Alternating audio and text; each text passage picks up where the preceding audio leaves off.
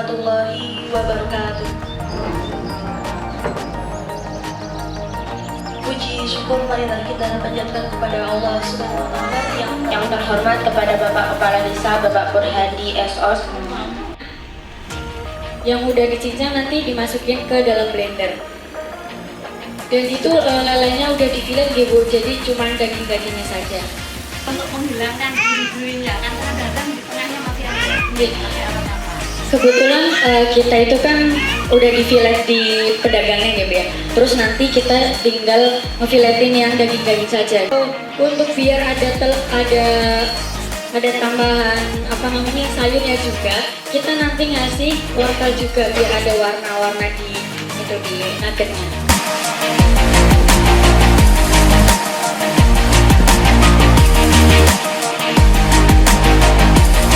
Masukin dulu ya. Pancinya kan tadi udah diangkatin dulu ya Bu ya.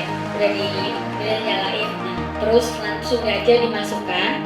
Terus ditunggu kurang lebih itu 30 menit.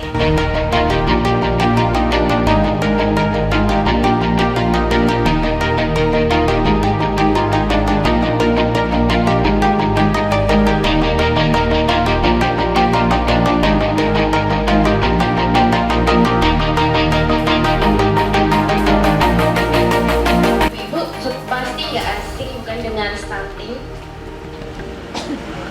Stunting merupakan kondisi gagal tumbuh atau bisa dibilang kondisi di mana anak itu memiliki tinggi badan yang tidak sesuai dengan anak seusianya. Atau kita bisa lihat juga dari grafik KMS di mana yang tinggi badan per ibu itu dari stunting. Jadi yang pertama itu kurangnya akses ke makanan bergizi. Jadi protein hewani pada ibu hamil itu berfungsi untuk memberikan atau memproduksi hemoglobin dalam darah atau sel darah merah yang digunakan untuk mencegah anemia pada ibu hamil. Jadi ketika hemoglobin dalam darah pada ibu hamil itu tercukupi, maka pertumbuhan dari janin juga ikut tercukupi. Selanjutnya, penyebab dari anak stunting ialah kurangnya pengetahuan ibu mengenai kesehatan dan gizi sebelum dan pada masa kehamilan. Batasnya layanan kesehatan untuk ibu pada masa kehamilan dan pembelajaran dini yang berkualitas. Air yang kita konsumsi itu tidak bersih atau terdapat kuman-kuman, maka metabolisme atau pemrosesan makanan di dalam tubuh kita itu akan terhambat pula. Lalu untuk gejala stunting yang nampak oleh mata itu terlihat kecil. Jadi ketika kita bandingkan dengan teman-teman seusianya, apalagi balita, itu dia terlihat sangat pendek.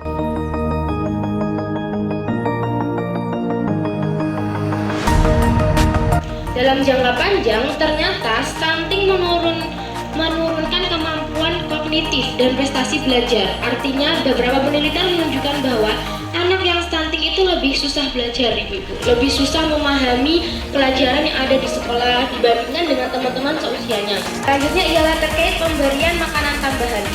Kegiatan pemberian makanan kepada balita dalam bentuk kudapan atau cemilan yang aman dan bermutu bertujuan untuk memenuhi kebutuhan balita. Berikut ditampilkan merupakan contoh pemberian makanan tambahan berbasis pangan lokal.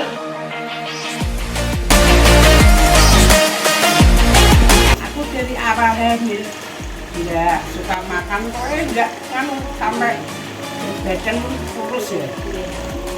Tapi begitu lahir kok tumbuh dengan normal. Lain lagi dengan caranya adik saya. Adik saya itu semua makanan masuk, semua dari gizi, vitamin, dari semua anjuran ibu hamil itu udah kan. Tapi kak pertumbuhan dikatakan kalau emang faktor keturunan apa stunting nggak tahu, kurang tahu ya. Pertumbuhannya kan nggak seimbang pada usianya kan, cilik gitu. Ya apa maksudnya gitu. Jadi ada tipikal orang yang memiliki kadar hemoglobin yang banyak, sehingga ketika misalnya nih saya memiliki kadar hemoglobin yang sedikit. Jadi ketika saya tidak konsumsi protein hewani, saya akan anemia. Salah satu faktor utama yang menyebabkan stunting ada dari pola asuh ibu. Kami bertanya kepada para ibu balita stunting, ibu, apakah anaknya asuhnya makannya banyak, terus ibunya bilang makannya banyak mbak, tapi ternyata setelah kita survei, makan banyak itu dalam artian jadi dari Semarang itu kan diberikan PMT nih Bu. PMT itu diberikan 1 hari 2 kali. Nah, ternyata satu makannya banyak itu dalam artian dia mengkonsumsi jajan yang banyak, tapi nggak mau makan nasi. Terus dia mengkonsumsi telur saja, tapi tidak mengkonsumsi nasi. Terus dia juga misalnya dikasih PMT di pagi hari itu dimakan 2 kali. Jadi kayak pagi dan siang. Itu kan sebenarnya kalau di Semarang itu PMT itu sudah disesuaikan dengan kebutuhan gizi dari balita. Nah, tapi nyatanya malah PMT itu dimakan secara 2 kali. Gitu. Kadang di teori stunting itu anak yang ini tumbuh tidak sesuai dengan pertumbuhannya itu pada kenyataannya banyak ya, sekarang di sini banyak. Justru yang kecil itu kadang-kadang nggak, otaknya lebih bagus daripada yang gede dhuwur. Ada yang gede dhuwur ataunya nggak tahu apa-apa, otaknya 0. Ya biarpun nggak 0 tapi untuk kepandaian, tingkat kepandaian sebanyak yang kecil loh Mbak. Nah, itu berarti tidak sesuai dengan ini ya, teori. Jadi ketika kan dipantau gitu ya Bu, per bulan gitu, kok tiga bulan itu kok di bawah garis merah terus. Nah itu berarti kita stunting kalau misalnya gitu.